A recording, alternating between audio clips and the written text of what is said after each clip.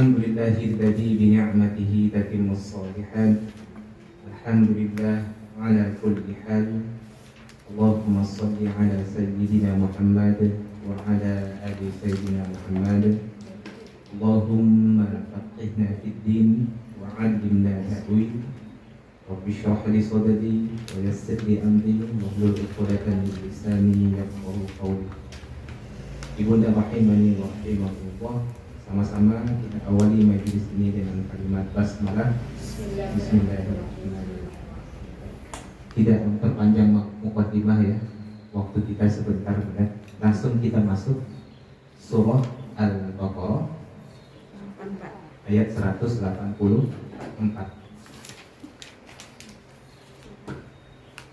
Tapi sedikit agak saya kuatkan suara saya ya, Bu ya.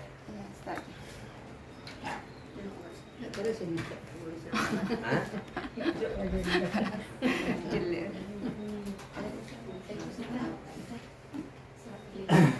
Baik, buka surah Al-Baqarah ayat 184.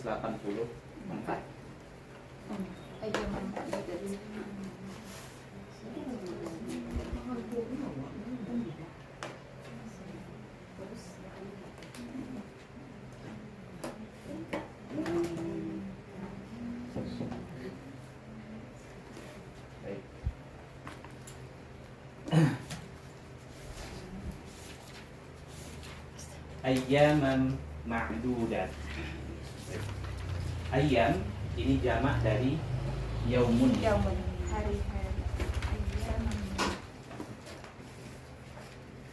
Yaumun. Maknanya hari. Kalau ayyam itu artinya hari-hari atau beberapa hari.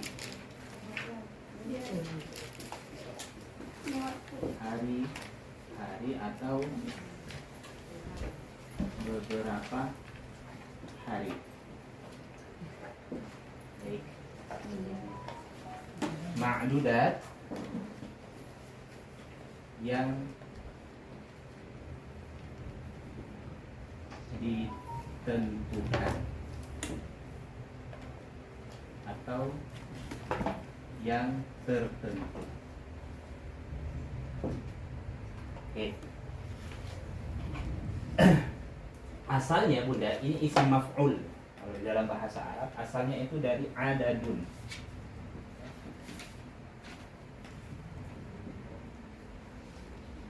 Adadun maknanya hitungan.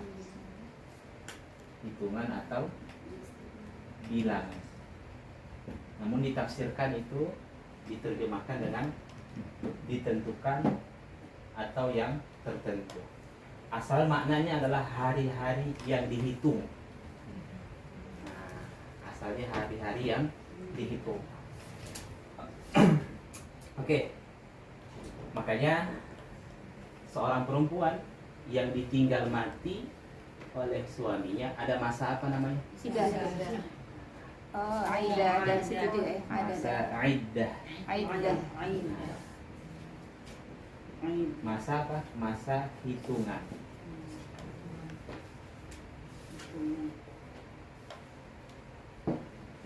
Masa secara bahasa masa iddah itu artinya masa hitungan. Baik. Jadi terjemahnya beberapa hari yang tertentu atau yang ditentukan. Di Al-Quran terjemahnya apa? Beberapa hari tertentu. Baik. Apa maksud dari kalimat ini? Kalau kita melihat ayat sebelumnya Bunda, ayat 183, di mana di ayat 183 itu hanya ada perintah kewajiban berpuasa. Kewajiban berpuasa. Kemudian yang kedua, puasa syariat-syariat umat terdahulu.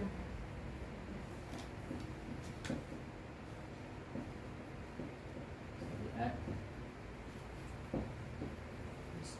umat terdahulu. Kemudian yang ketiga, tujuan dari puasa.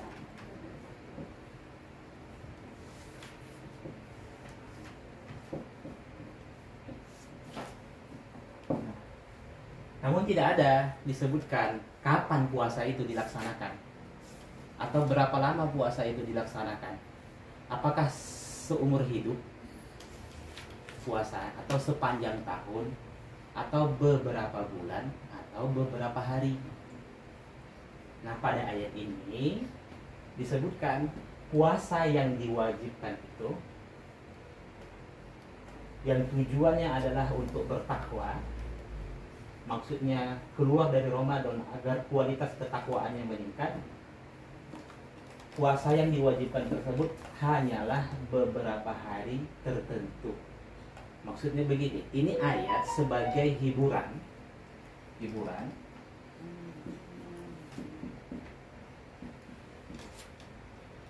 atau kabar bahagia.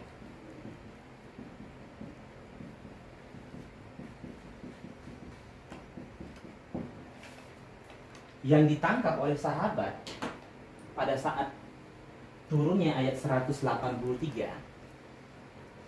itu sebahagian menangkap, wah gawat nih, puasa diwajibkan kepada kita. Yang mereka tangkap itu seperti puasa umat-umat terdahulu. Taruhlah di antara sahabat itu ada yang berpikir puasa seperti puasanya Nabi Daud, sehari berpuasa, besok tidak. Itu dilakukan oleh Nabi Daud dan umatnya seumur hidup. Paham ya Bunda? Itu yang ditangkap oleh sahabat. Sehingga ayat ini untuk menghibur atau sebagai kabar bahagia kepada sahabat, kepada kaum muslimin penduduk Madinah saat itu.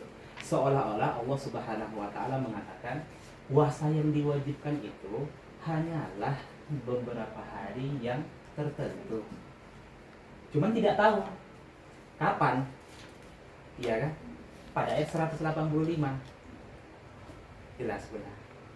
Kapan hari-hari yang ditentukan itu atau puasa yang diwajibkan itu kapan? Dari mana tahunya? Menarik ayat ini. Jadi ayat ini pelan-pelan turun, nggak sekaligus Bunda. Ya, ayat ini kan sebagaimana yang telah kita sampaikan sebelumnya, ayat ini turunnya tidak sekaligus. Ayat 183 itu turun sebelum Ramadan. Kemudian ayat 184 ada yang mengatakan sesaat sebelum Ramadan, sebentar lagi. Ayat 185 sampai 187 saat peristiwa Ramadan. Nah, jadi pengajaran dari ayat ini adalah bahwasanya puasa Ramadan itu hanyalah beberapa hari yang ditentukan. Artinya tidaklah seperti umat-umat terdahulu. Jelas, Bunda. Kapan hari-hari yang ditentukan itu? Nanti di ayat 185 baru jawabannya, Bunda. Nah, paham ya? Oke. Ayat ini juga menjadi pengajaran kepada kita bahwasanya puasa Ramadan yang umum sudah kita ketahui itu wajib dilaksanakan pada hari-hari yang sudah ditentukan. Nah, boleh orang puasa Ramadan di bulan Sya'ban gitu kan. Nah, mungkin ada kegiatan-kegiatan dia di bulan Ramadan. Nah, saya puasa Ramadan di bulan Sya'ban gitu kan. Nah, jelas ya, Bunda. Atau keluar dari Ramadan kecuali qadha. Nah, nanti kita bicara tentang hal yang demikian. Jelas, Bunda. Berapa hari? Selama bulan Ramadan. Kadang 29, kadang 30. Hukum asalnya 29, Bunda. Kalau tidak nampak, maka genapkan 30. Ini lebih detail nanti akan dijelaskan pada ayat 185. Oke.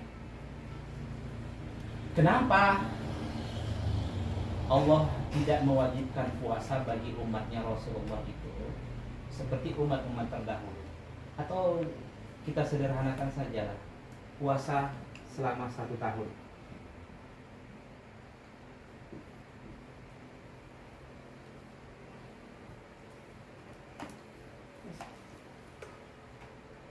Andai Allah, kenapa Allah tidak mewajibkan puasa selama 1 tahun kepada umat Rasulullah? Sebulan aja banyak belum. Ya, dijawab saudara. Karena terlalu memberatkan hambanya, terlalu memberatkan hambanya, memberatkan umat Nabi Muhammad. Kurang dari 1 bulan?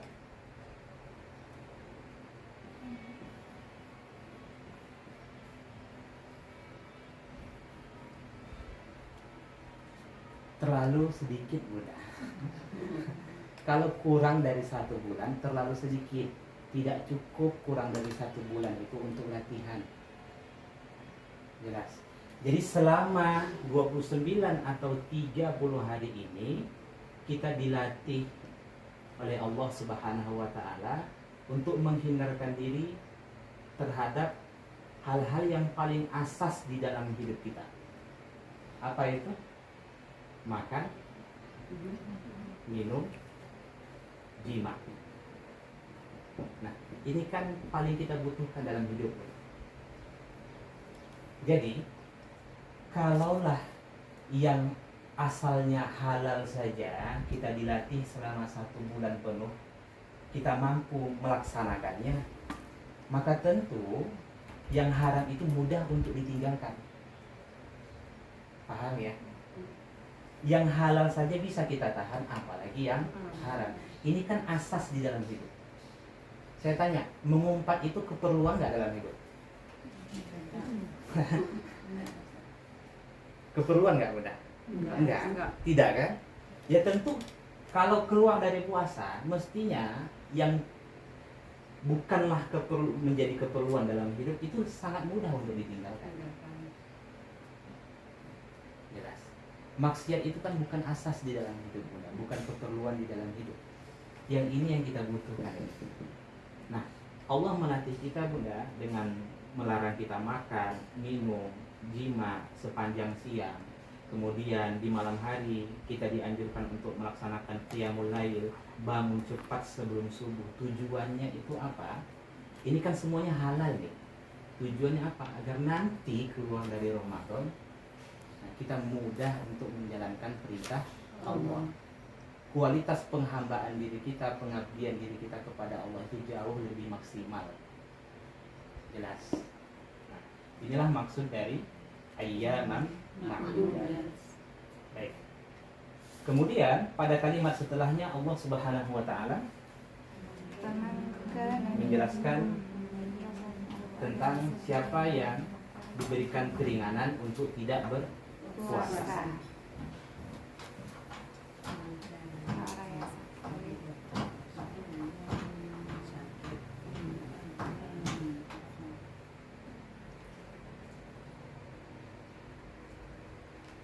Faman kana minkum maridun aw ala safarin fa'iddatun min ayyamin ukhra. Ya. Faman, maka siapa? Oke. Karena ini tidak diterjemahkan. Biasanya diterjemahkan di dalam Al-Qur'an itu adalah ya, atau keadaan. Ini fungsinya untuk menunjukkan masa lampau. Kalau masa sekarang dan akan datang itu yakunu. Karena fi'il mudhari'nya yakunu. Contoh, kana Muhammadun tilmidun. Muhammad seorang murid. Oke. Kanannya fungsinya untuk apa? Dulu dia jadi murid. Nah, dulu dia jadi murid. Nah, kalau yakunu Muhammadan mualliman. Sekarang dia udah jadi guru. Nah, jadi tidak diterjemahkan karena itu. Sehingga kadang-kadang diterjemahkan adalah atau keadaan. Oke. Maka siapa keadaan di antara kalian minkum maridun, sakit Atau atau ala ada di atas safar perjalanan. perjalanan. Ingat Bunda, di atas perjalanan atau Berarti sedang sedang. dalam perjalanan. Sedang melakukan. Berarti tidak berlaku bagi orang yang di rumah. Iya. Nah, paham ya? Nanti kita akan bahas. Nah, sedang dalam perjalanan. Perjalanan. Fa'iddah, Maka dihitung maka hitunglah. Nah, maksudnya maka hitung di sini apa? dan Ganti, kodok Ganti ya. ganti, Bu. Ya. Min Dari dari ayam hari-hari. hari-hari ukhor baik. yang lain. Oke.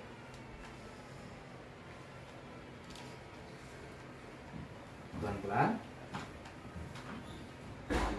Ini di dalam kalimat ini ada kewajiban qadha bagi siapa yang sakit atau sedang dalam perjalanan.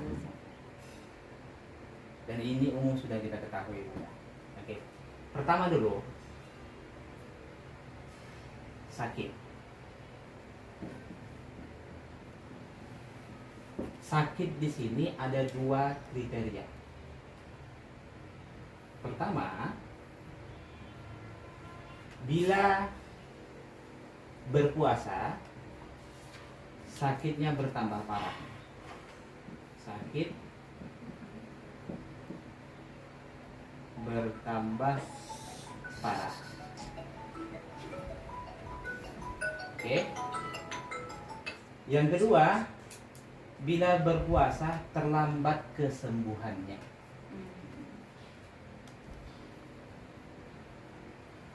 Terlambat kesembuhannya.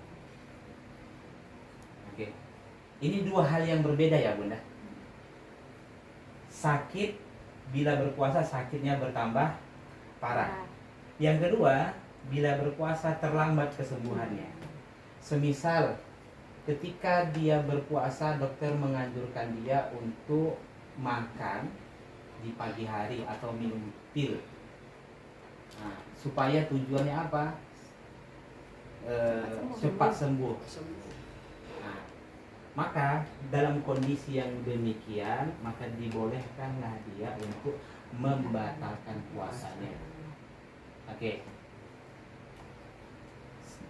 Apabila dia sakit, ternyata dokter menganjurkan kalau kamu berpuasa mengharuskan kamu makan siang, harus minum pil dan lain sebagainya, ya kan? Maka saat itu dia dibolehkan untuk tidak berpuasa.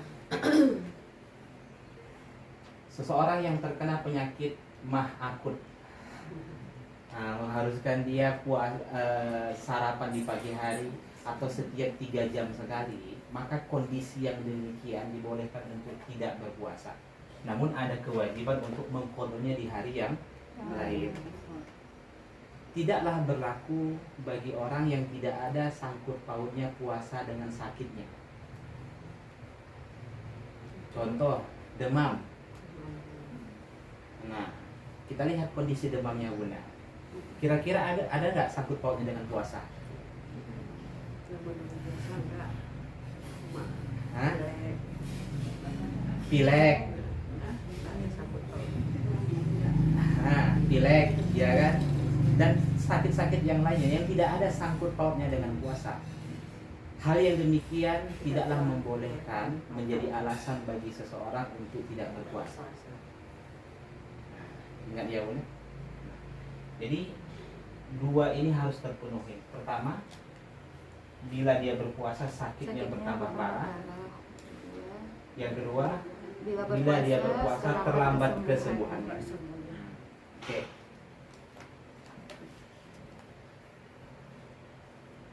Kemudian lanjut. Yang kedua, musafir.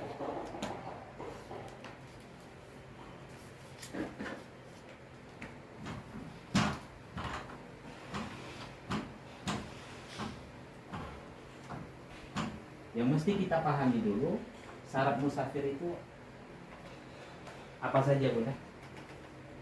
Lebih dari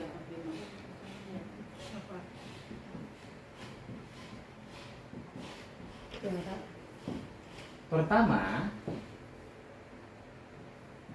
keluar dari rumah atau wilayah tempat tinggal.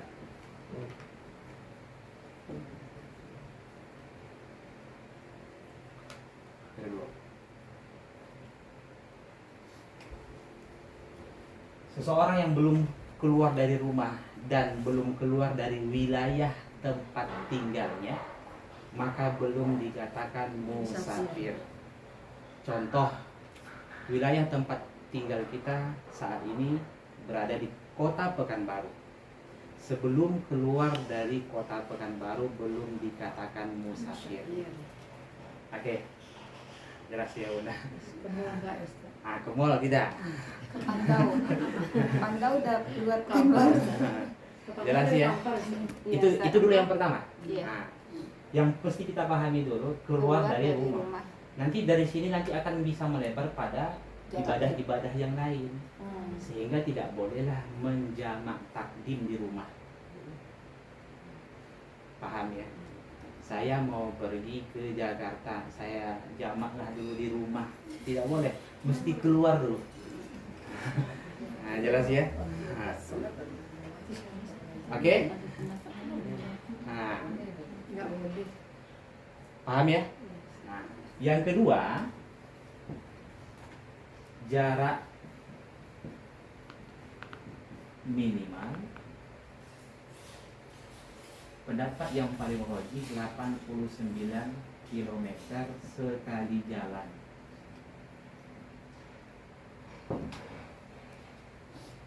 Begini, sekali jalan itu 89 km Bunda. Tujuan utamanya tuh ya. Ya, tujuan. Sehingga tidak berlaku bagi supir bus angkutan kota. Keluar dari rumah bawa penumpang dia keliling-keliling Kota Pekanbaru dia kan. Iya, akan pulang sore. Ternyata begitu dihitung sampai 300 km. Maka Pak supirnya tidak dikatakan musafir. Jelas. Tidak berlaku juga bagi pembalap sirkuit. Nah, lagi balap Bunda. Ternyata dihitung-hitung Bunda sampai ratusan kilometer. Apakah orang seperti itu disebut musafir? Tidak. Nah, jelas ya. Kenapa? Karena belum keluar dari Jawabannya yang pertama. Nah, Bunda pergi ke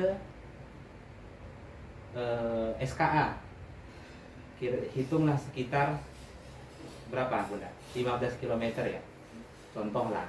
Dan itu setelah itu pergi lagi mutar ke Transmart. Masuk ke mall, setelah itu mutar lagi ke Livingwood. Mutar terus begitu sampai ke rumah. Ternyata begitu dihitung dilihatlah kendaraan itu. Wah, sudah 100 lebih. Nah, itu bukan dikatakan musafir. Harus dipahami ya, Bang. Jelas ya? Kemudian yang ketiga, tujuan bukan dalam rangka maksiat.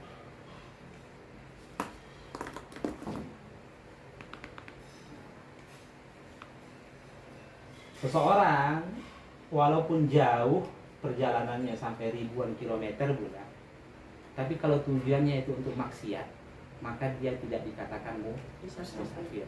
Sehingga tidak ada keringanan ibadah-ibadah pada dirinya. Jauh-jauh dia pergi ke Jakarta untuk mengumpat seseorang Bunda, untuk mencela gitu kan. Saya dendam kadilah sama si bulan. Pesan tiket pesawat dia Bunda, sampai ke Jakarta dia supaya terbalaskan ya. Nah, datang ke Jakarta, nah itu kan. Kalau ada tujuan orang seperti itu, tidak dikatakan musafir. Apalagi jauh-jauh pergi ke pantai, tujuan untuk melihat aurat seseorang. Nah, paham ya, ini sering yang mudik-mudik nih.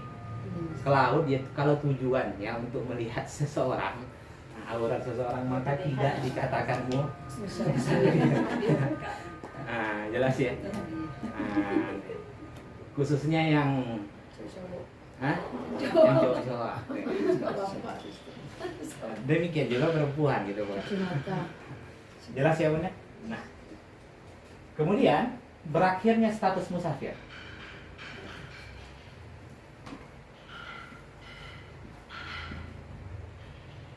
Pertama,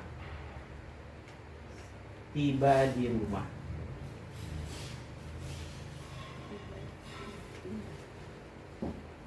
Oke. Begitu dia sampai di rumah asalnya, Bunda, maka status musafirnya sudah hilang. Jelas? Jelas ya? Rumah asal maksudnya rumah yang dituju. Tidak, tiba di rumah asal kita, Bunda. Asal kita kan. Nah, bukan rumah yang dituju. Maksudnya ini kan rumah kita nih. Nah, contoh, tiba di sini, habislah status musafirnya. Itu dulu yang pertama. Paham ya? Tiba di rumah asal, Bunda, atau kembali. Misalkan kita mudik ke rumah kampung itu kan di kampung itu masih musafir gitu. Misalnya, Kita pulang kampung, ah, kan kita musafir tuh. ya, Selama kita di kampung kita tidak bilang musafir. belum. Nanti dulu. Oh. Oke, nanti baru paham. Yang kedua, niat untuk menetap.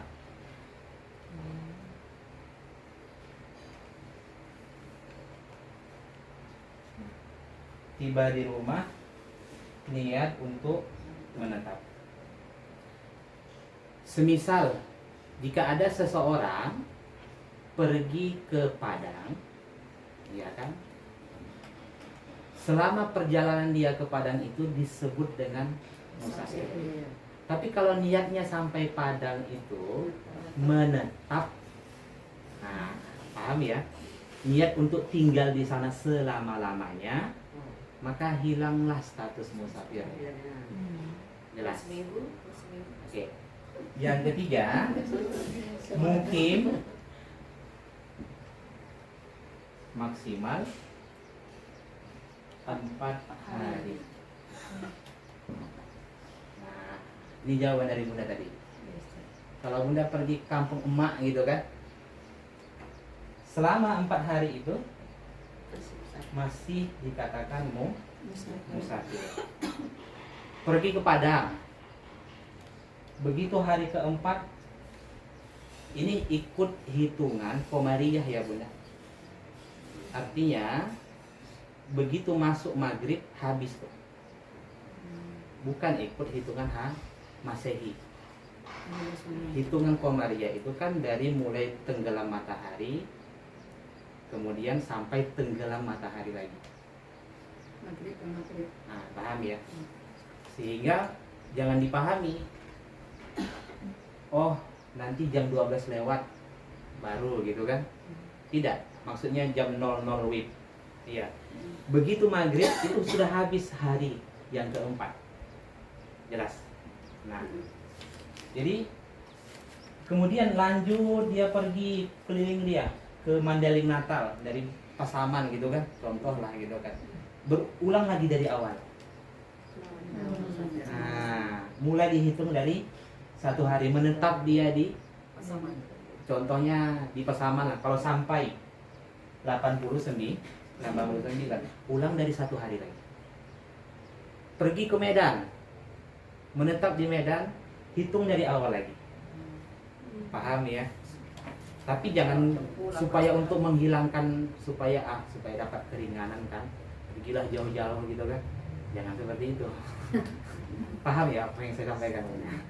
Itu di luar perjalanan berarti ya? Hah? Di luar Di luar perjalanan. Yang penting menetapnya 4 hari. maksimal 4 hari. Jelas. Namun kalau kita mengikuti pendapat mazhab Hanafi dan Maliki, itu mengatakan seseorang itu tidak boleh membatalkan puasanya, ya kan, apabila dia safarnya sesudah terbit fajar. Paham? Jelas ya, udah. Kalau terbit fajar, setelah terbit fajar dia tiba-tiba melakukan safar, nah maka tidak boleh dia membatalkan puasanya. Itu pendapat mazhab bukan Hanafi dan Maliki. Adapun Syafi'i dan Hambali, boleh-boleh saja seseorang membatalkan puasanya asalkan syarat-syarat ini terpenuhi, sepanjang menimbulkan masyaqqah. Apa itu? Kesulitan di dalam safarnya. Paham Bunda? Paham? Bukan berarti ketika seseorang safar itu dalam hal puasa ya, begitu dia keluar dari rumah, keluar dari tempat tinggalnya, langsung dia berbuka. Paham Bunda? Kalau mazhab Syafi'i tidak membolehkan, mesti timbul dulu kesulitan. Misal, andai dia tidak bisa melanjutkan perjalanannya, Bunda, maka dibolehkan saat itu membatalkan puasa. Jelas? Artinya tidak sementang-mentang safar itu menjadi keringanan bagi dirinya. Jelas.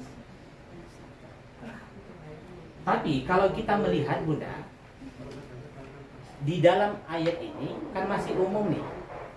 Kewajiban qada itu hanya bagi orang yang sakit safar. Ya kan?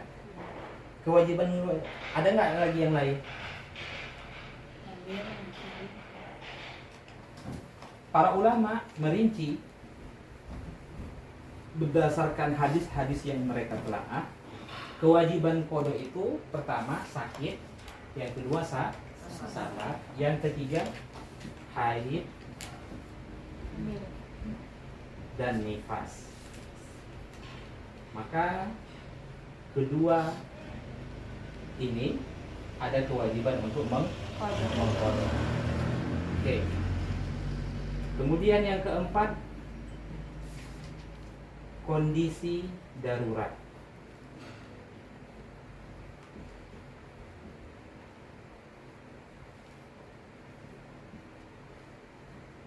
Di luar sakit dan safar.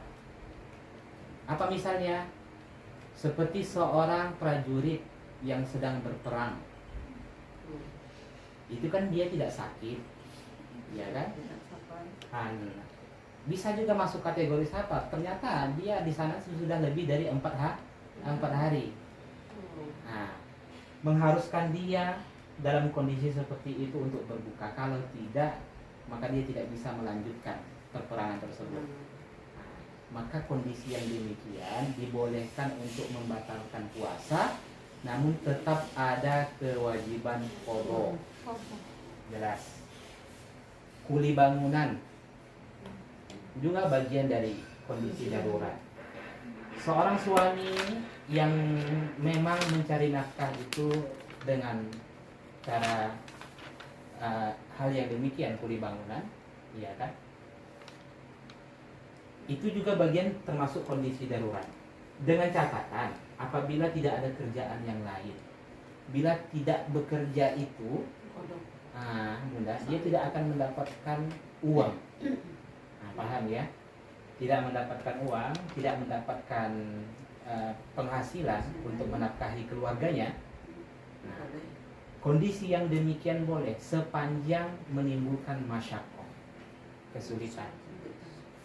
Kalau tidak minum dan makan, dia tidak bisa melanjutkan pekerjaannya, maka dibolehkan untuk membatalkan puasanya, namun tetap ada kewajiban qada.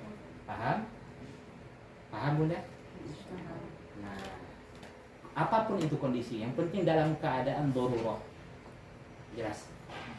Kemudian yang kelima, sengaja membatalkan puasa tanpa uzur syar'i. Oke.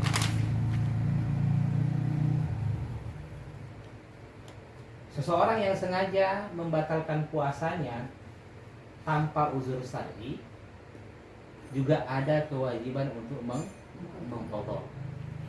Namun catatan pada saat itu dia berdosa. Bedanya di situ saja, Bunda. Ketika dia membatalkan puasanya dengan sengaja tanpa ada uzur syar'i, saat itu dia dihukumi telah berdosa. Ya. Dan pada sisi yang lain tetap ada kewajiban qadha. Jelas? Kemudian keliru seperti yang kita jelaskan pekan sebelumnya, Bunda. Nah, berbuka sebelum tenggelam matahari. Nah, berbuka sebelum tenggelam matahari, walaupun bukan faktor kesengajaan, puasanya batal. Tetap ada kewajiban qadha. Namun konsekuensinya dia tidak berdosa. Paham ya, Bunda? Sahur tiba-tiba sudah matahari. Oh, kok sudah matahari di depan tuh besar begitu gitu kan. Kondisi seperti itu juga ada kewajiban qadha. Namun dengan catatan yang seperti yang kita sampaikan pekan sebelumnya, bukan berarti dia boleh makan dan minum. Dia wajib imsak sampai berbuka. Paham ya? Menahan makan dan minum dan hal-hal yang membatalkan puasa sampai berbuka. Tujuannya apa? Agar tidak berdosa. Jelas. Yang kodenya itu untuk mendabel puasa yang keliru, yang batal sebab keliru. Jelas, Bunda? Nah, jadi berapa jadinya? Ada 6. Kalau hamil, Ustaz, ada kriterianya, Ustaz? Belum sampai, Bunda. Kita boleh menjelaskan. Oke, kenapa ayat setelahnya nanti dijelaskan? Nah, sehingga nanti di sini alasannya kenapa ulama ikhtilaf hamil dan menyusui, dia dikategorikan orang yang sakit atau orang yang berat menjalankannya. Nanti kita bahas. Paham sampai sini? Ada yang tanyakan?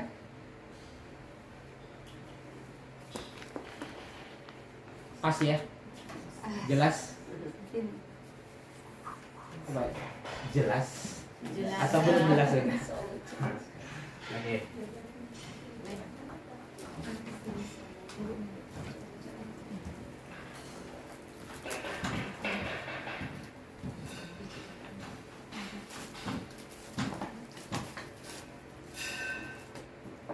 Oke. Kemudian kalimat setelahnya Wa'alal ladzi wa'alal ladzi la yuqiyuna fidyatun ta'am miskin. nahu fidyatun Fidyah ta'am miskin. wa'amu miskin. Pakai ya di situ, Bunda? Tidak ya? Panjang miskin. Iya, kan panjang. Oke ya. Arit. Iya. Oke. Wa dan ala atas alladzina Orang-orang orang-orang yang yutiqunahu berat menjalankannya. Boleh video. Nah, oke, tidak disebutkan. Enggak ya. Nah, tidak disebutkan hamilkah dia. Secara khusus tidak disebutkan. Fidyah, asal katanya dari fada, menebus. Pada Fidyah itu artinya menebus, Bunda. Fidyah itu bukanlah digunakan hanya untuk puasa saja, tapi juga untuk hal-hal yang lainnya. Contoh, ketika seseorang prajurit ditawan oleh musuhnya, maka ketika kita ingin menebus prajurit tersebut agar bebas, itu namanya fidyah juga. Karena asal dari fidyah itu artinya tebusan atau menebus. Paham ya? Seorang budak yang dimiliki oleh tuannya, kemudian dia ingin dimerdekakan, itu fidyah juga. Jadi fidyah itu tidak dikhususkan pada puasa saja. Jelas? Jadi makna fidyah itu artinya menebus. Ta'am, memberi makan miskin, orang miskin. satu orang miskin. Kalau banyak masakin. Oh. Nah, paham ya Bunda? Jadi fidyah itu untuk satu orang miskin. Nanti akan kita bahas. Nah, disinilah yang disepakati para ulama, Bunda, yang berat menjalankan itu dua. Siapa orang yang berat menjalankan itu? Yang disepakati ya, lansia. Oke. Yang kedua, sakit yang tidak ada harapan sembuh. Nah, ini yang disepakati Bunda.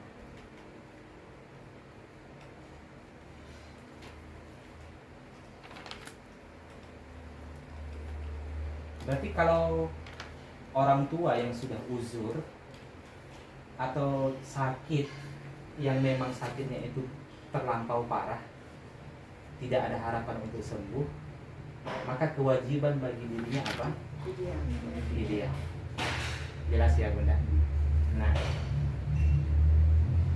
sehingga para ulama ikhtilaf hamil yang dan menyusui di mana posisinya. Nah, jelas ya Bunda? Kalau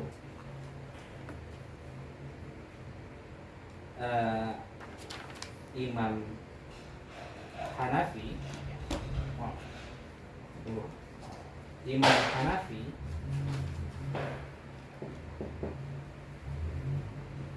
hamil dan menyusui itu masuk kategori yang di atas, kodok. Kenapa? Karena dia dikiaskan seperti orang sakit. Paham nggak? Itu alasannya. Hamil dan menyusui kodok. Imam Malik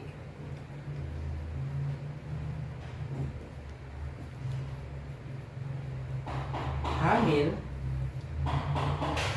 kodok, menyusui kodok plus fidyah. Ngambil jalan selamat Bunda. Paham ya? Nah, jadi kalau Imam Hanafi, Imam Malik hamil, khusus hamil itu kodok. Kalau menyusui Qadha plus fidyah. Jelas?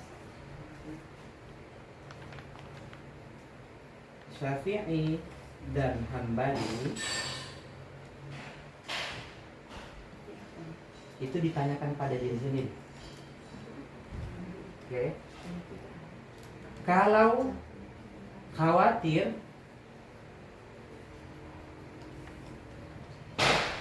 diri sendiri,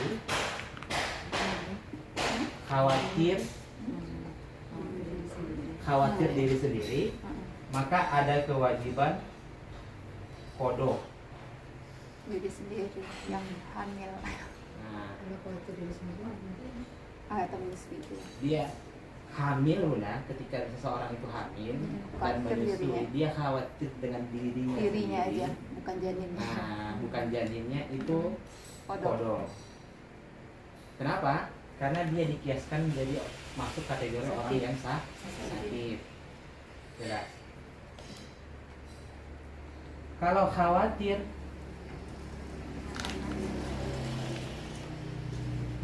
dengan janin dan Iya. bayi,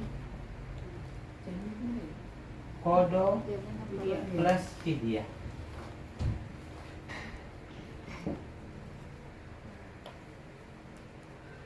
Jelas kan? Nah, selama ini yang mana udah? Fidyah. Iya, iya. Sekarang baru mulai. Dulu tuh milih fidyah aja Iya. kan. Nggak pakai qadha. Jadi- wedding satu atau ya. Nah, Iya, iya, satu. jadi kalau khawatir diri sendiri, sebenarnya dia tidak sakit. Kalau khawatir dia sendiri, kalau khawatir dia kepada janinnya, sebenarnya dia mampu untuk puasa. Paham ya? Dia mampu untuk puasa. Iya. Cuma mikirin Cuman bayinya. karena mikirin bayi janin dan Sebenarnya. bayinya, dia tidak berpuasa. Iya, sebenarnya lebih berat ke situ. Jelas ya? Saya belum pengalaman hal ini. Iya, enggak, Ustaz. Bunda sendiri kalau lagi hamil dan menyusui itu paling berat di mana?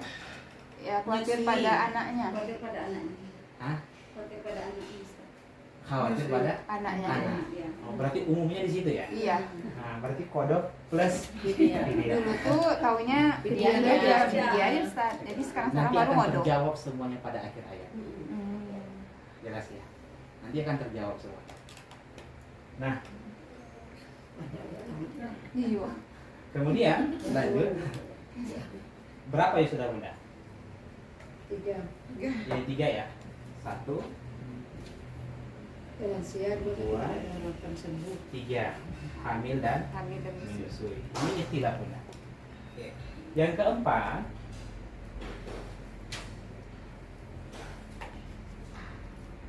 seseorang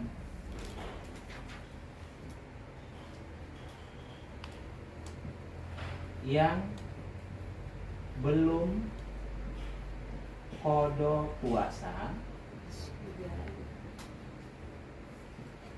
namun sudah bertemu Ramadan berikutnya. Ramadan berikutnya tanpa uzur. Tanpa uzur Bunda. Pendapat yang paling banyak jumhur ulama mengatakan wajib bayar fidyah. Qadha. Wajib Wajib qadha Bayar. fidyah. Qadhanya juga Ustaz. iya bayar fidyah plus qadha. Double.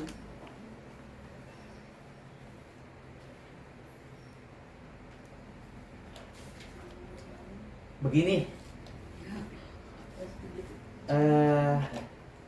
ketika masuk 1 Syawal, ya kan, masuk Syawal kedua, kan di situ kan sudah dibolehkan untuk puasa.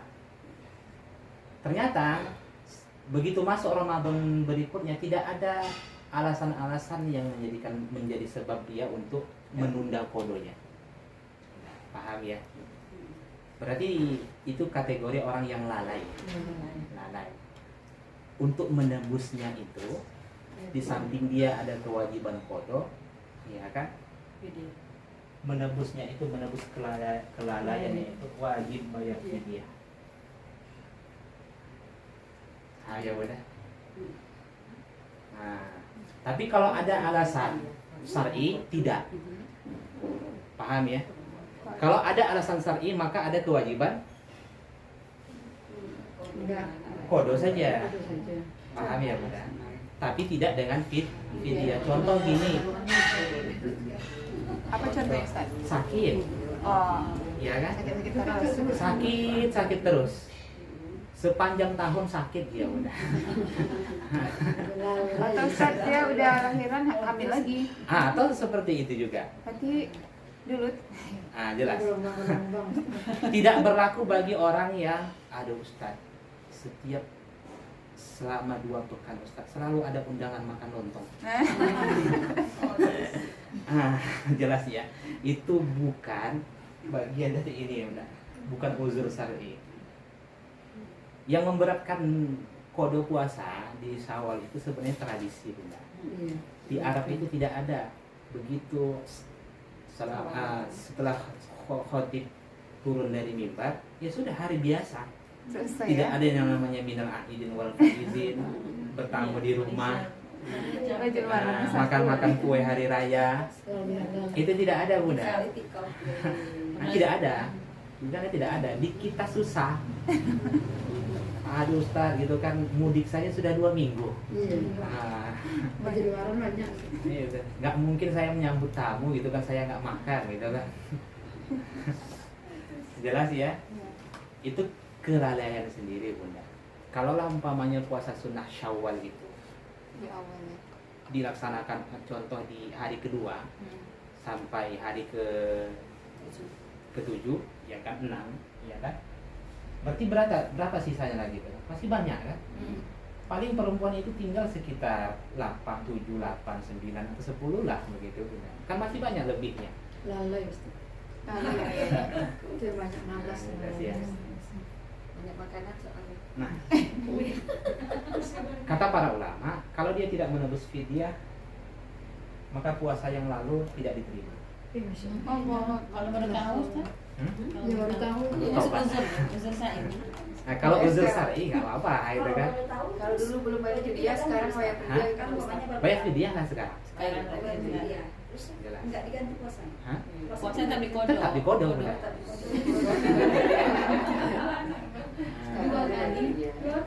Jelas ya, Bunda.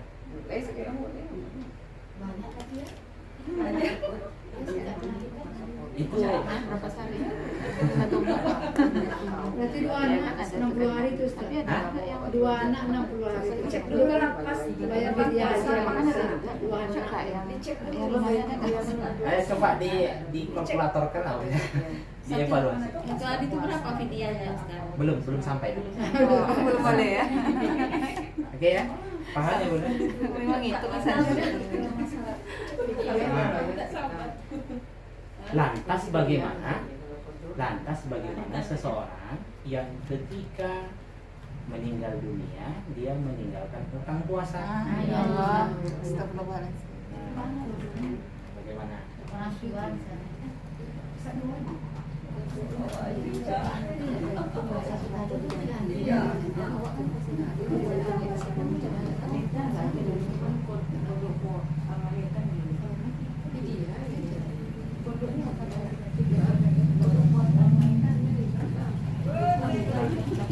Kalau mazhab Syafi'i, Bunda, mazhab Syafi'i itu sebahagian pendapat mengatakan ahli waris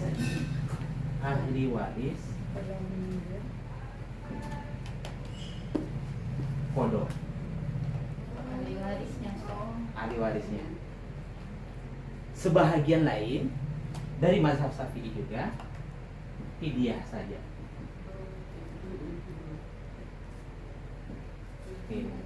Fidyah saja itu Syafi'i tadi, Ustaz. Iya.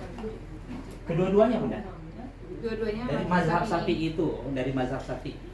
Kalau mazhab Syafi'i itu kan banyak, Bunda. sebahagian dari pengikut Imam Syafi'i itu mengatakan qada, sebahagian yang lain mengatakan fidyah. Nah, tapi kalau Imam Malik, jika ada wasiat dari almarhum,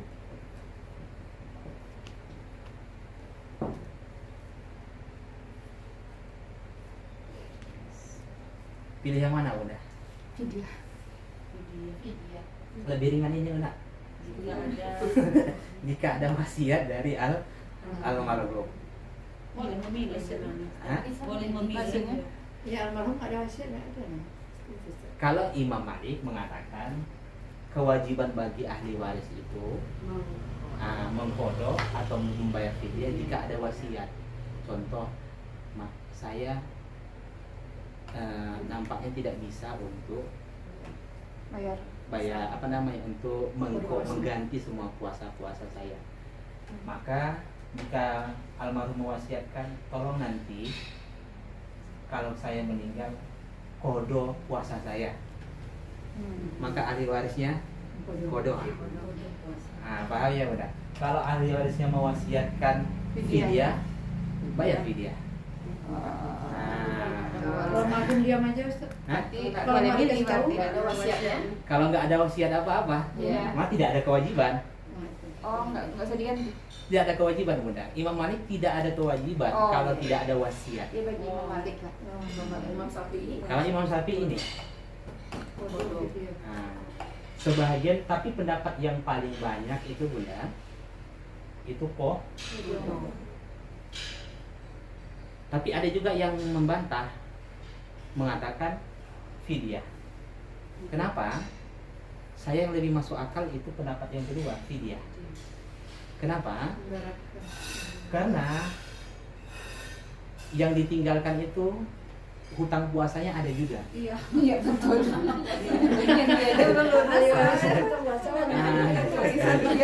Puasa saya belum bisa saya lunasi, banyak bodoh puasa orang pula gitu kan. Jadi fidyah Bunda. Tapi yang mengatakan qada Bunda itu nanti dalilnya yang terakhir. Ayat terakhir dari surah ini. Wa antasumu khairul lakum. Bila kalian memilih untuk berpuasa, itu lebih baik. Paham ya Bunda? Nanti sebelum jelas ya. Tapi kalau kita nggak tahu berapa harinya hutang itu gimana? Maksudnya hutangnya berapa hari? Nggak tahu.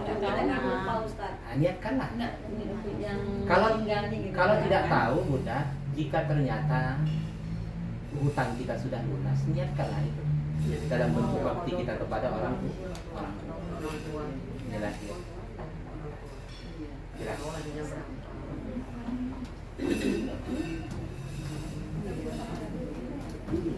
Utang 8 hari.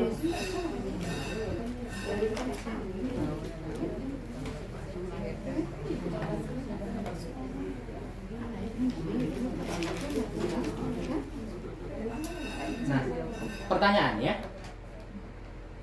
bagaimana orang yang mendahulukan puasa Syawal dengan qada? Sering kita dengar. Jadi Ustaz Qadar. Ada beberapa pendapat Bunda. Kalau Imam Syafi'i dan Imam Malik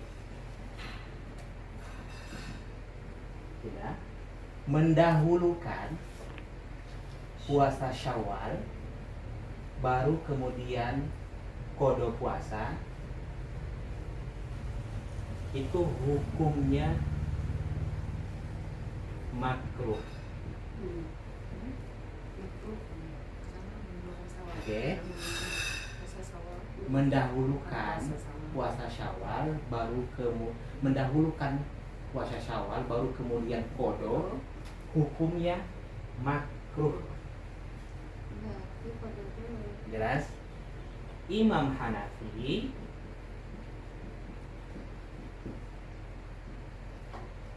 hukumnya mubah. Boleh.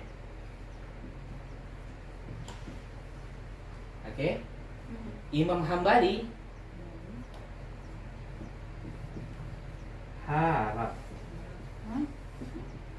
Berarti kode dulu. Kalau kita melihat dari 3 pendapat ini Bunda, 1, 2, cenderung ke bodoh. 3. Kembali. Yang Imam Syafi'i Maliki boleh, ya kan? Tapi dihukumi makruh. Maka cenderunglah kita mengkodolah dulu, baru sudah sawal. Bagaimana kalau kita mati? Iya. Ya, paham ya Bunda? Kita meninggalkan hutang. Sedangkan apabila kita tidak berpuasa Syawal, ya tidak masalah. Statusnya sunnah. Karena sunnah. Jelas. Jadi nanti begitu masuk Syawal, Sempodo. kodo. Semoga ada sisa. Setidaknya pulang dari mudik lah. Nah, pulang dari mudik. Kalau mudik itu agak susah gitu kan. Apalagi kan Makanan yang model matahari lah kuenya, model bulan lah, macam-macam lah gitu kan. Nah, jelas ya. bisa juga niatnya berubah. Hah? Nggak boleh. Itu ngambil mudahnya saja Bunda. Iya. Menggabungkan niat kodo dengan syawal. Boleh Ustaz. Tidak boleh. Nggak gugur jadi. Jumhur ulama mengatakan tidak boleh. Jelas ya.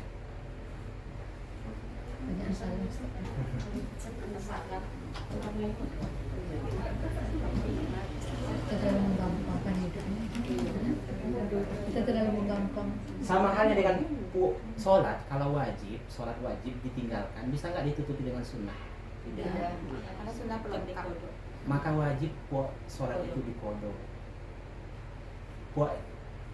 Sholat sunnah itu, kalau saya berikan perumpamaan Bunda, ini ruangan, ya kan? Sholat sunnah itu di sini ada kaligrafi. Iya. Ada hanya sebagai penghias saja. Jelas. Ya tetap kalau puasa itu ibarat tiang. Kalau tiang ini nggak ada, ya gimana bisa berdiri? Artinya sholat itu wajib dikodok. Jelas ya. Sebanyak apapun sholat sunnah seseorang itu tidak bisa menutupi sholat yang pernah ditinggalkan. Cara menutupinya wajib dikodok. Jelas ya Bunda? Utama mana kira-kira Ustaz? Kita nggak tahu dulu itu berapa banyak, bukan kita. Berapa banyak yang udah ditinggalkan sholat kan? Kita sanggupnya tuh hanya sebatas sunnah, tapi nggak pernah mengkodo. Apa kita dikodo aja dulu? Dikodo. Bagi dua kalau bisa boleh. Oh, diangsur ya? Artinya sebelum sholat kodo, ya kan? Setiap sholat zuhur itu kodo. Niatnya kodo ya Gus. Iya niat. Kodo itu secara bahasa kodo. Kodo itu apa artinya? Badal. Kodo itu artinya menunaikan. Puasa kodo. Menunaikan. Kodo itu artinya menunaikan. Secara istilah kodo itu menunaikan ibadah di luar waktunya. Paham ya udah? Menunaikan ibadah di luar waktunya. Kita sederhanakan dengan ganti. Ganti itu badal. Mudah-mudahan kalau kita belajar nih mat badal gitu. Jelas ya. Jadi kodo itu artinya menunaikan. Kalau fidyah menebus. Jelas. Sampai mana tadi? Nah, sekarang kita lanjutkan bagaimana cara penunaian, bentuknya dan ukurannya. Ada yang harus 3 kita ketahui. Cara menunaikan fidyah. Oke. Bentuk fidyah,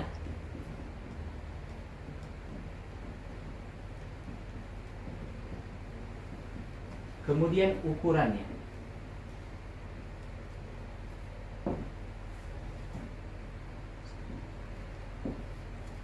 Oke.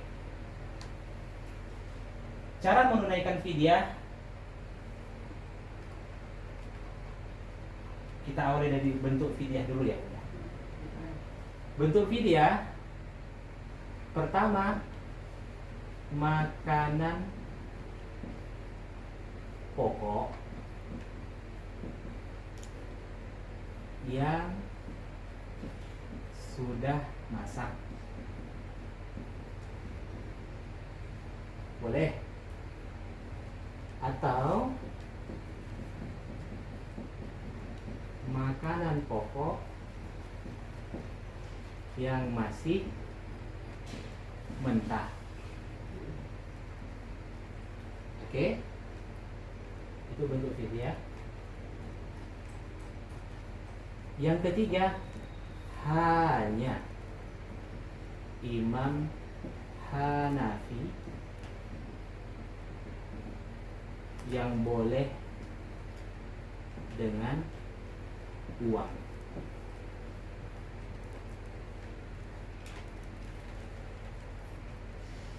Selama ini berfidyah pakai apa, Bunda? Uang. Hanya Imam Hanafi. Kalau Imam Syafi'i, Imam Maliki, Imam Hambali tidak boleh. Kenapa? Alasan mereka begini. Bukankah di zaman Rasulullah ada dinar dan dirham?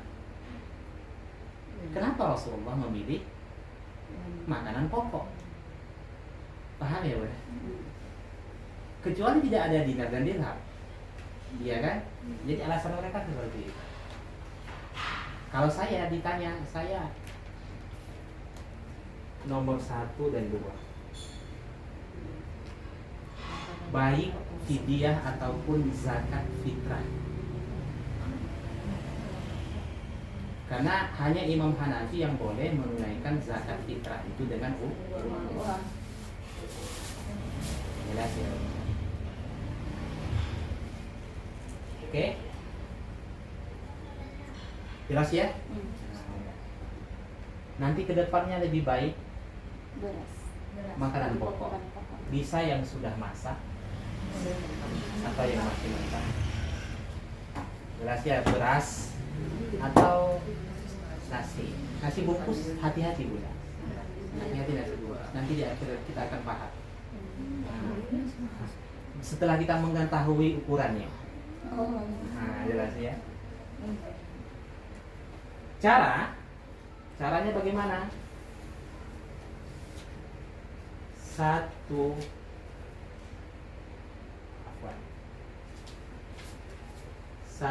puasa yang ditinggalkan untuk satu orang miskin. Tuh, satu orang miskin.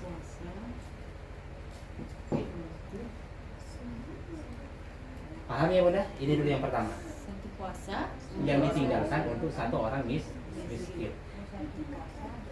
Paham? Satu orang. untuk sekali makan apa tinggal kali makan? Bukan untuk sekali makan, tapi ukurannya. Bukan dilihat dari sekali makan atau tidak, tapi yang dilihat ukurannya. Paham ya? Untuk satu kali, bukan untuk satu kali makan, satu kali puasa yang ditinggalkan untuk satu orang miskin, ukurannya berapa? Oh gitu. Berarti nggak lihat Belum lagi. 1 kali, 2 kali, 3 kali Jelas makan ya, gitu Bunda? kan? Di patokannya ukurannya. Jelas ya? Jelas? Satu puasa untuk satu orang miskin. Cara menunaikannya,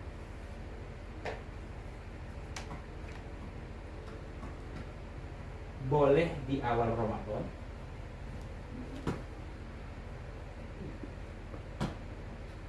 boleh di pertengahan Ramadan,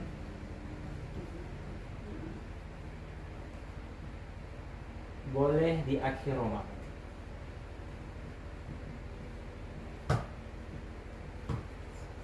Dan boleh setiap puasa yang ditinggalkan pada hari itu.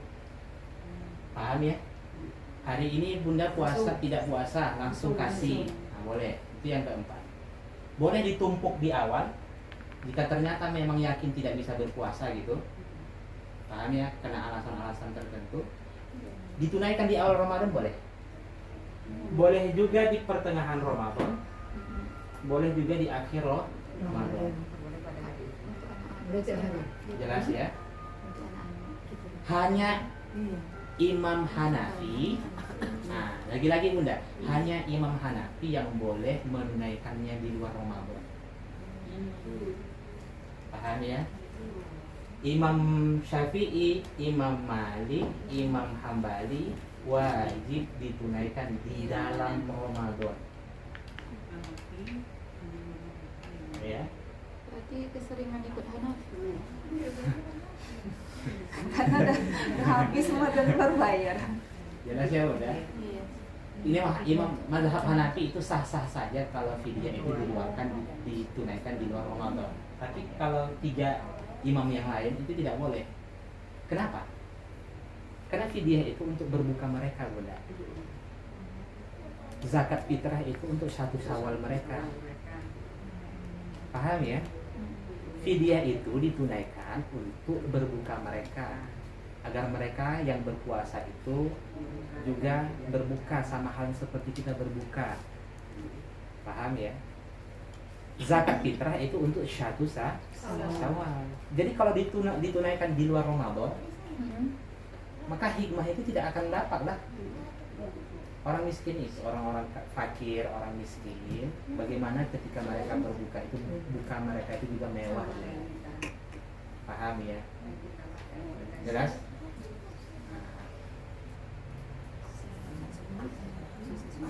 Lanjut.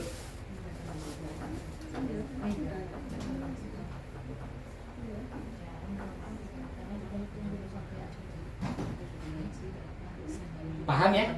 Sekarang kita masuk ukurannya. Imam Hanafi, ukuran fidyah itu 4 mud. 4 mud atau 1 sok.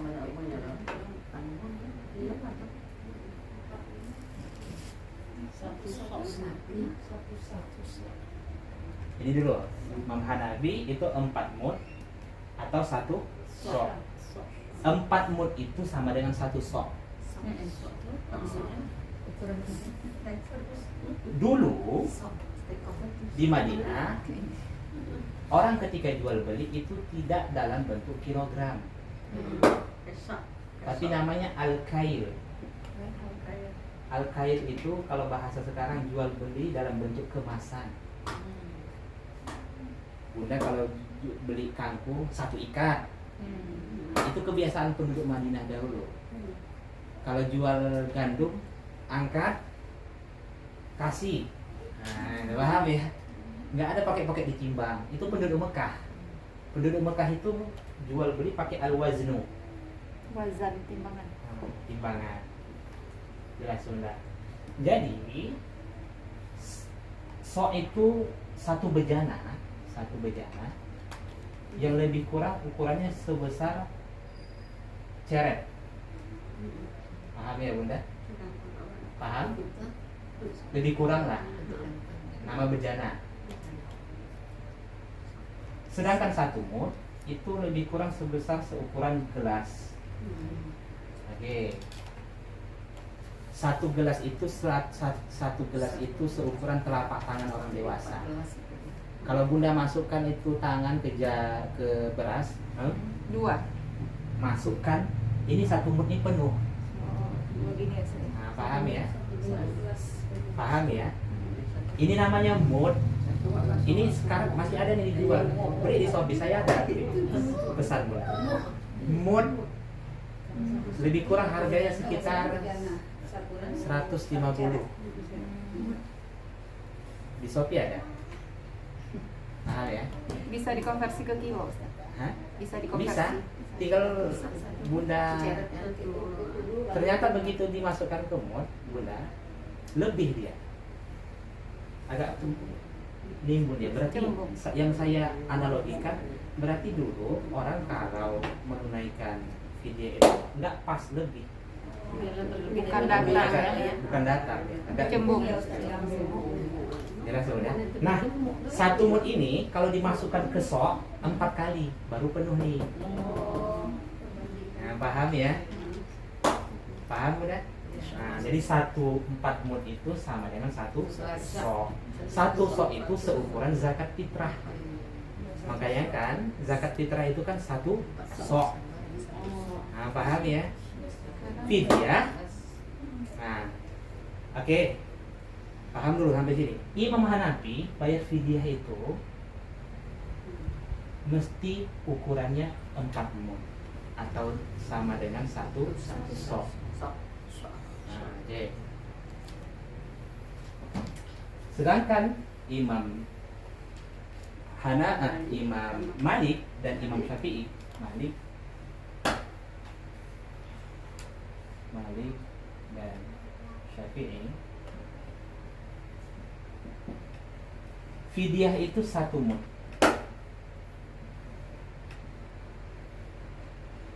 Oke? Mohon maaf Bunda, bukan Malik ya. Hanbali. Oke, 1 mud. Kalau Imam Malik 1 mud gandum, 2 mud kurma. Oke. Yang ini nggak usah lah kita pakai ini. Yang bawah. Yang benar paham ya.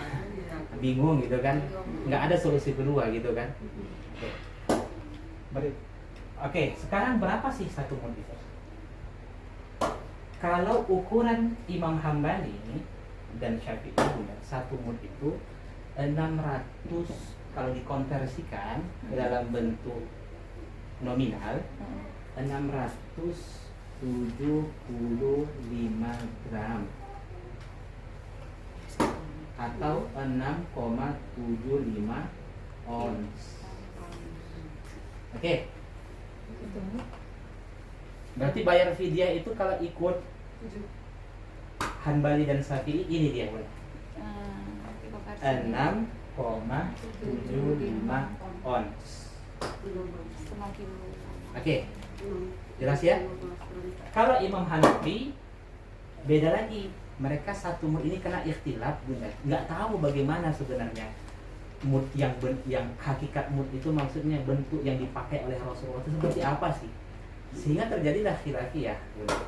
Sehingga 1 mud itu 950 gram. Oke. Berarti kalau 1 sok kali 4 sama dengan 3.800 atau 3,8 kilogram. Banyak ya. dalam 1 hari. Lebih ringan Syafi'i. Paham ya Bunda? Jelas? Ya, insyaallah. Sekarang Bunda selama ini pakai yang mana? Fidyah. Sama. Dulu pakai duit Ustaz. Pakai uang aja. Yang menjadi masalah itu, yang tidak boleh itu Bunda melaksanakan fidyah itu ikut ini, tapi diuangkan, nggak boleh. Kalau uang harus ditunaikan, ikut Imam Hanafi. Hanya Imam Hanafi yang membolehkan fidyah itu dalam bentuk uang. Salah. Ambil tekanan terkenal sih duit pula. Ini pakai uang ikut Iya. ini nggak boleh, karena Imam Syafi'i, seperti yang kembali tadi Bunda, mereka tidak boleh menunaikan fidyah itu dalam bentuk uang. Jelas Bunda? Paham ya? Jadi ini Bu, kalau ditunaikan dalam bentuk uang 3,8 kilo, uangkanlah itu. Masalah uang ini saya tidak paham, karena emak-emak yang tahu beli beras itu kan. Nah, 3,8 kilo itu uangkan Bunda. Berapa itu? 60.000. 60 ya? Uangkan 60 ya? Lebih kurang lah. Berapa? Yang punya toke beras yang mana? Itu oke. Tergantung beras yang kita makan. Ah iya, menyesuaikan ya. 15 Ustaz. Hah? 1 kilo 15.000. Berarti kali Kali 4 aja. kali Berapa 4. ya, Wak? 60. Jadi kurang. Setiap 1 hari puasa, kalau ingin ditunaikan dalam bentuk uang 60.000. Nah, paham ya benar? Kali 30 hari. Nah, jelas. Iya kan sedikit tuh. Untuk toget, untuk apa? Baik. Jadi kalau ingin ditunaikan dalam bentuk makanan pokok atau yang sudah masak atau yang mentah, wajib makanan pokok itu terpenuhi ini. Sehingga Sampai- tidak sah orang yang bayar fidyah dengan nasi kotak. Karena nasinya itu nggak sampai segini, Bunda. Iya. Itu kalau diuangkan berapa tuh? Paham ya? Apa ya? Caranya begini. Saya tahun kemarin saya berikan, Ustaz saya mengundang anak yatim. Nah, boleh menunaikan fidyah itu untuk 1 orang atau untuk banyak fakir miskin. Paham? Contoh gini, kalau puasa saya tinggal 30 orang yang saya kasih, boleh. Kalau saya puasa saya tinggal 30, saya kasih untuk 1 orang, boleh. Tapi harus miskin. Nah, harus fakir miskin. Undang kawan enggak Mas? Jelas ya udah. Jadi ditujukan kepada 1 orang boleh, atau sesuai dengan puasa yang kita tinggalkan jumlah anak fakir miskinnya. Bukan anak yatim ya, fakir miskin. Kalau statusnya fakir miskin. Anak yatim yang miskin ya, yang paling miskin. Anak yatim yang statusnya miskin. Bukan semua anak yatim boleh. Jelas. Caranya bagaimana? Saya sederhanakan, kalau umpamanya ada yang ngundang ngisi tausiah, saya sampaikan saja. Bunda kalau mau ngasih nasi bungkus boleh, tapi tambahkan uangnya. Kalau umpamanya nasi bungkus itu harganya 15.000, berarti 45 lagi kasih. Paham ya Bunda? Oh, berarti harus ngambil yang 60.000 tuh. Paham ya? Nah, jadi begitu solusinya Bunda. Atau kasih nasi bungkus, kasih lagi beras. Nah, yang penting 675 gram ini terpenuhi, yang di dalam nasi kotak sama yang sisanya. Paham ya? Nggak mungkin lah. Kalau 675 gram berarti setengah Setengah kilo. Setengah kilo lebih kan? Berarti kalau kita sanggupnya yang 675 gram, berarti ambil sapinya aja. Nggak usah yang 60.000. Ya, maka makanan pokok. Ya, lebih aman. Kenapa? Saya kalau kita melihat hikmahnya lebih baik makanan pokok. Karena kalau uang ini kadang-kadang disalahgunakan. Ya, betul. Nanti 1 Syawal beli handphone. Iya juga. Akhir miskinnya. Nah, harusnya untuk makannya sebulan nggak cukup Bunda jadinya. Paham ya? Iya. Lebih baik. Dikasih uang 2 juta, hari raya beli handphone dia Bunda. Harusnya untuk makan 1 bulan. Jelas ya? Iya, lebih aman. Oke. Diberaskan. Diberaskan saja Bunda. Lebih terjamin. Kalau dimasak agak ribet. Iya. Nah, gitu kan? Khawatir mubazir pula terlalu banyak. Iya, betul. Nggak ada lauknya pula. Nah, jelas ya. Paham ya Bunda? Yang Oke, kita lanjutkan. Yang 6 ons. Iya, tinggal kalikan.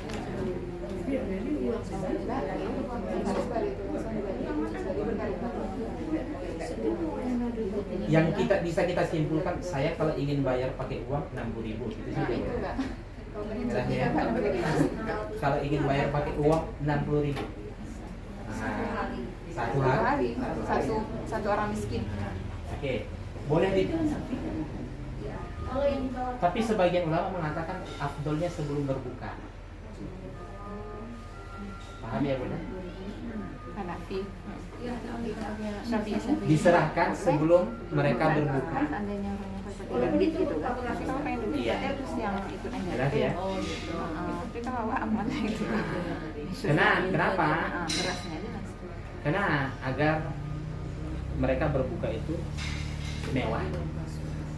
Mudahnya seperti itu. Sebelum berbuka diberikan. Oke, sekarang kita lanjutkan. Faman tatawwa'a khairan. Ya, itu bunyi ya. Khairan fa huwa khairul. Wa al tasum khairun.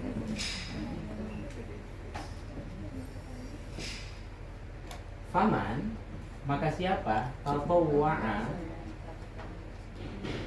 mengerjakan dengan kerelaan hati atau mengerjakan dengan sukarela, itu tatawwa'a.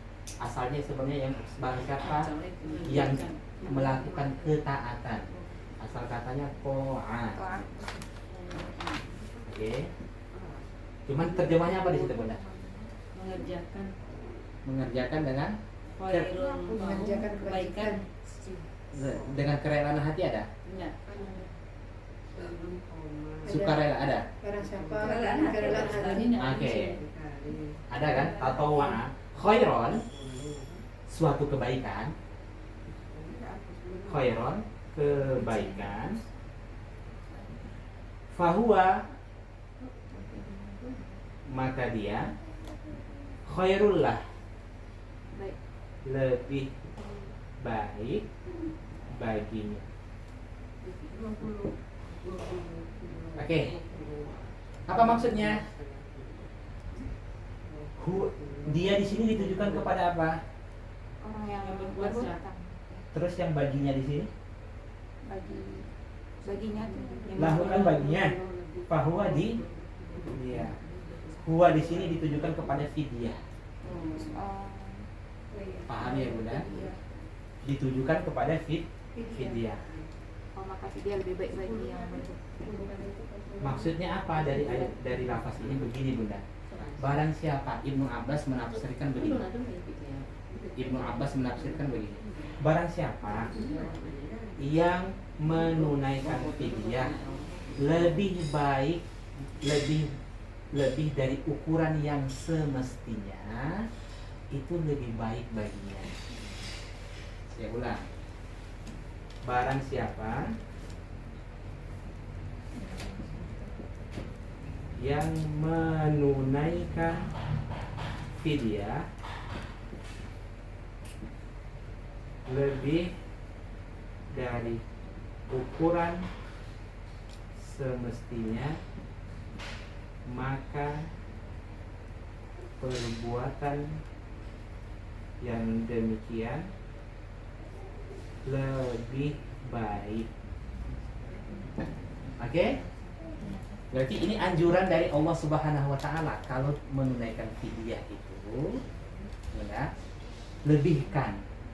Kalau 3,8 tadi buatlah 4 kilo. kalau 6,75 buat 70 Buat 7 on 7 ons tanggung kali itu buatlah 1 kilo Bunda.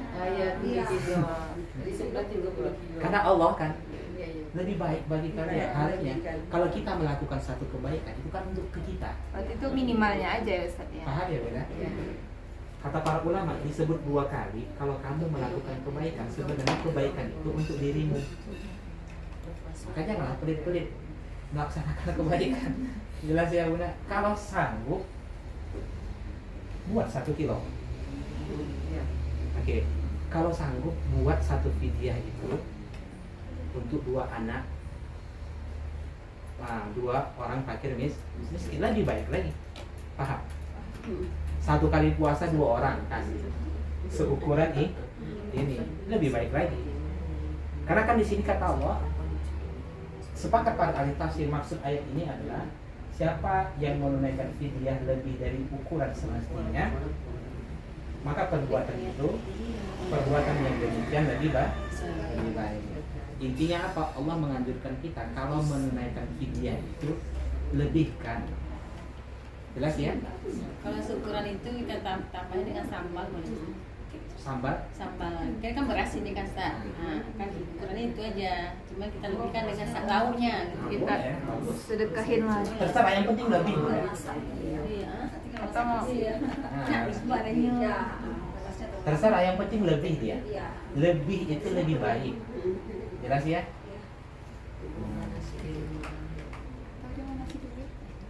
Oke. Lanjut. Ayat setelahnya. Wa antasumu tasumu khairun lakum. khairun lakum.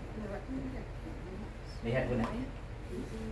Dan bahwa kalian berpuasa lebih baik bagi kalian.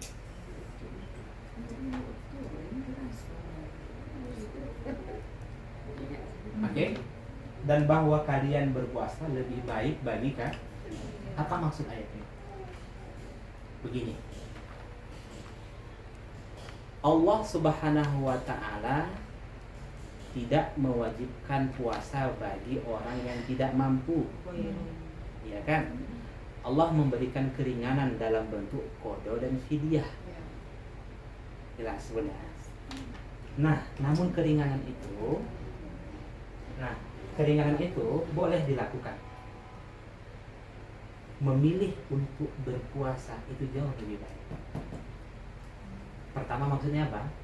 Seseorang ketika sakit, jika mampu dia untuk berpuasa, lebih baiklah berpuasa.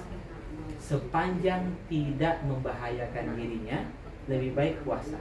Safar, sepanjang dia mampu, lebih baik puasa. Jelas. Hamil dan menyusui, sepanjang dia mampu, lebih baik puasa. Walaupun ada keringanan, itu anjuran dari Allah, Bunda. Paham ya? Apalagi itu lansia, sepanjang dia mampu, lebih baik memilih puasa. Itu yang pertama. Yang kedua, memilih qada puasa itu lebih baik. Paham ya Bunda? Sehingga dari situlah para ulama lebih baik qada plus fidyah. Berdasarkan dalil ini, karena Allah perintahkan memilih puasa itu lebih baik. Paham ya? Nah, jika dia mampu, tidak membahayakan dirinya, memilih puasa itu jauh lebih baik. Jelas. Itu kesimpulannya. Walaupun ada keringanan, memilih puasa jauh lebih baik. Oke?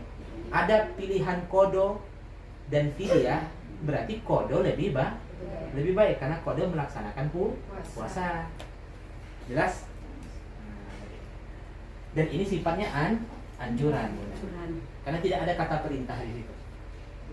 Dan bahwa kalian berpuasa itu lebih baik. Lihat ayatnya. Allah tutup in kuntum tak. Nah, jika kalian mengetahui. Maksudnya apa jika kalian mengetahui? Ini bukan. Ini ayat pamungkas Bunda. Ayat pamungkas nih, penutup, ending Bunda. Andailah kalian teliti, kalian renungkan, kalian cermati hikmah dari puasa itu, kalian akan memilih berpuasa. Nah, paham ya Bunda? Jadi masih menegaskan kata-kata Masih sebelumnya menegaskan ya. ini Bunda. Jelas ya? Betapa banyak hikmah dari puasa itu. Jelas. Sehingga Allah anjurkan untuk berpuasa lebih baik. Nah, jika kalian maksud kata para ulama, kalian teliti, kalian renungi, kalian cermati, begitu banyak hikmah dari puasa tersebut. Jelas Bunda? Sangat banyak. Ini sering disampaikan oleh para mubaligh setiap masuk Ramadan kan. Tujuannya apa? Agar bertakwa. Ghufira lahu ma taqaddama min dzambi, menghapuskan dosa-dosa yang lalu, mendapatkan pahala. Apalagi yang pasti kalau dari segi zahirnya tubuh sehat, ya kan? Kemudian apa lagi? Banyaklah Bunda. Sangat banyak kali lah hikmah puasa itu, sehingga Rasulullah mengatakan puasa itu balasannya di sisiku. Nah, kalau dikalkulasikan tidak bisa Bunda. Dalam bentuk angka itu tidak bisa. Jelas ya? Paham? Alhamdulillah. Jadi kesimpulannya ini Bunda. Walaupun ada keringan-keringan itu, sepanjang manusia mampu untuk berpuasa, tidak membahayakan dirinya, berpuasa lebih baik. Itulah kesimpulan dari perbedaan pendapat yang di atas tadi. Jelas? Alhamdulillah. Saya pun sampai duduk susah Bunda. Minum dulu Ustaz. Alhamdulillah. Kita tutup dengan doa kafaratul majlis. Subhanallahumma bihamdik, asyhadu an la ilaha illa anta, astaghfiruka wa atubu ilaik. Akhirul kalam, assalamualaikum warahmatullahi wabarakatuh. Waalaikumsalam.